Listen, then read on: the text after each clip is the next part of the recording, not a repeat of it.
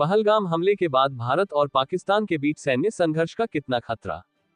पहलगाम में हुआ चरमपंथी हमला 2019 के बाद जम्मू कश्मीर में हुआ सबसे घातक हमला है, जिसमें 26 लोग मारे गए।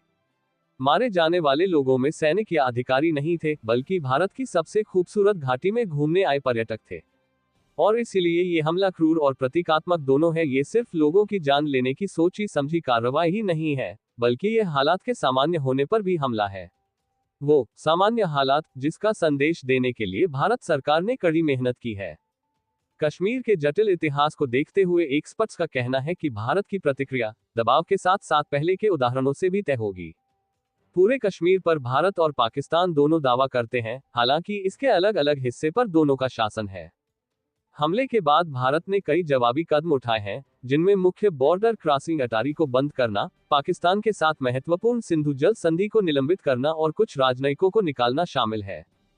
इसके अलावा रक्षा मंत्री राजनाथ सिंह ने कड़ी कार्रवाई करने की बात कही है और वादा किया है कि सिर्फ हमलावरों पर ही नहीं, बल्कि भारतीय धरती पर इस नापाक हरकत के पीछे के मास्टरमाइंड पर भी कार्रवाई होगी।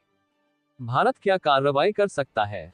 विश्लेषक कहते हैं कि सवाल ये नहीं है कि सैन्य कार्रवाई होगी या नहीं, बल्कि सवाल ये है कि इस कार्रवाई को किस कीमत पर और कब अंजाम दिया जाएगा। सैन्य इतिहासकार श्रीनाथ राघवन ने बीबीसी को बताया, हमें कड़ी कार्रवाई देखने को मिल सकती है, जो घरेलू जनता और पाकिस्तान के लोगों के लिए संदेश होगी। साल 2016 से ही खास तौर पर 2019 के बाद जवाबी कार्रवाई के रूप में सीमा पार सैन्य अभियान या हवाई हमले का तरीका अपनाया गया।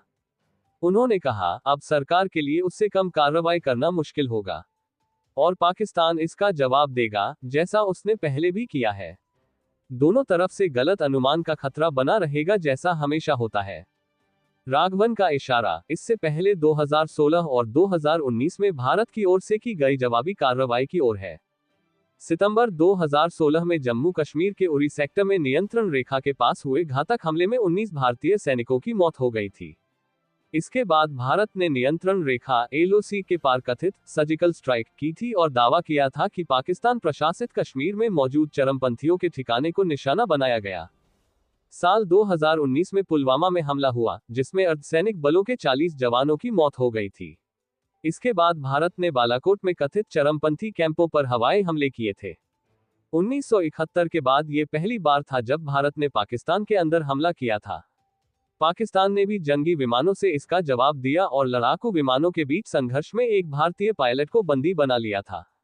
इसमें दोनों तरफ से शक्ति प्रदर्शन किया गया, लेकिन पूर्ण युद्ध को टाल दिया गया।